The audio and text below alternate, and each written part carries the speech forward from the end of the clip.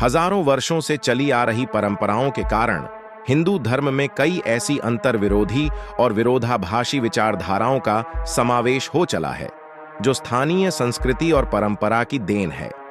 जिस तरह वट वृक्ष पर असंख्य लताएं, जंगली बेलें चढ़ जाती हैं, उसी तरह हिंदू धर्म की हजारों वर्षों की परंपरा के चलते कई स्थानीय परंपराओं की लताएं भी धर्म पर चढ़ गई हैं।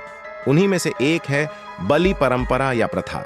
बलि प्रथा देवताओं को प्रसन्न करने के लिए बलि का प्रयोग किया जाता है। बलि प्रथा के अंतर्गत बकरा, मुर्गा या भैंसे की बलि दिए जाने का प्रचलन है। हिंदू धर्म में खासकर मां काली और काल भैरव को बलि चढ़ाई जाती है। उन्हें बलि चढ़ाने के लिए कई तरह के तर्क दिए जाते हैं। सवाल यह उठता है कि क्या बलि प्रथा हिंदू धर्म का हिस्सा है? यदि वेद और पुराणों की माने तो नहीं, और यदि अन्य धर्मशास्त्रों की माने तो हाँ।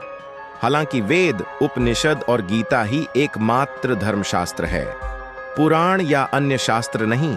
यदि वेद, उपनिषद और गीता इसकी इजाजत नहीं देती तो फिर यह प्रथा क्यों?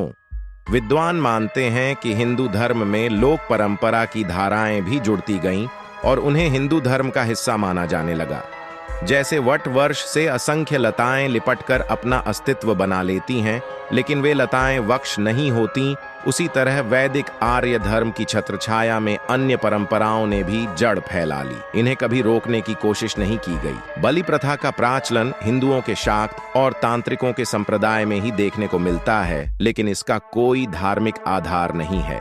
शाक्त या तांत्रिक संप्रदाय अपनी शुरुआत से ऐसे नहीं थे, लेकिन लोगों ने अपनी इच्छाओं की पूर्ति के लिए कई तरह के विश्वास को उक्त संप्रदाय में जोड़ दिया गया। बहुत से समाजों में लड़के के जन्म होने या उसकी मान उतारने के नाम पर बलि दी जाती है, तो कुछ समाज में विवाह आदि समारोह में बलि दी जाती है, जो कि अनुचित मानी गई है। वेदों में धर्म के नाम पर किसी भी प्रकार की बलि प्रथा की इजाजत नहीं दी गई है। यदि आप मांसाहारी हैं तो आप मांस खा सकते हैं, लेकिन धर्म की आड़ में नहीं। पशु बलि की यह प्रथा कब और कैसे प्रारंभ हुई, कहना कठिन है। कुछ लोग तर्क देते हैं कि वैदिक काल में यज्ञ में पशुओं की बलि दी जाती थी।